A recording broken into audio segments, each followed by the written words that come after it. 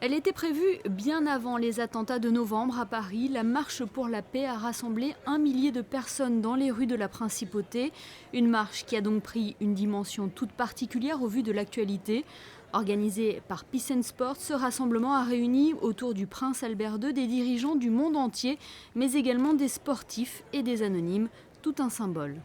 La tenue de ce forum à Monaco était une belle occasion de faire passer un message de paix, un message qui, bien sûr, est d'autant plus d'actualité et peut être aussi décliné de plusieurs façons. Et je crois qu'au vu des circonstances actuelles, au vu de cette atmosphère extrêmement pesante qu'il y a en Europe, et non seulement en France, mais aussi dans toute l'Europe et dans tout le monde actuellement, je pense qu'il était nécessaire de faire ce geste et d'envoyer ce message de paix, de tolérance et de fraternité à partir de Monaco. Cette marche pour la paix s'est déroulée en ouverture de la 8e édition du forum Peace and Sport. Elle s'est achevée sur le parvis du Grimaldi Forum où les participants ont brandi un carton blanc en référence à la campagne lancée par l'organisation White Card. La paix, c'est un travail de tous les jours. Et comme la paix, c'est le vecteur qui nous motive en permanence en utilisant le sport comme solution, bien sûr, on est investi dedans en permanence. Donc, cette marche était prévue.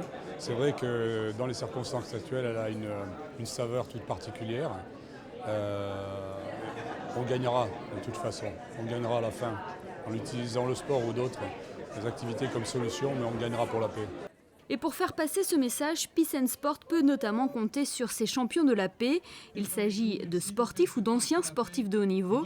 Certains étaient d'ailleurs présents durant cette marche pour la paix, à l'image de Sergei Bubka, de Yelena Isimbayeva ou de l'athlète namibien Frankie Fredericks. Le monde vit en ce moment des situations difficiles, notamment à Paris. C'est important que le sport se mobilise pour montrer que nous sommes là. En tant qu'ambassadeur et surtout en tant qu'ancien athlète, je pense que sans le calme en Namibie, il n'y aurait pas eu de Frankie Fredericks sur les pistes. Cela m'a permis d'avoir de nombreux titres internationaux, une médaille olympique, donc je pense que nous tenons un rôle majeur dans Peace and Sport. À l'issue de cette marche, la 8e édition de ce forum Peace and Sport a officiellement été lancée avec au programme 2 jours de débat. Le thème de cette année, la paix en danger, comment le sport peut-il aider ?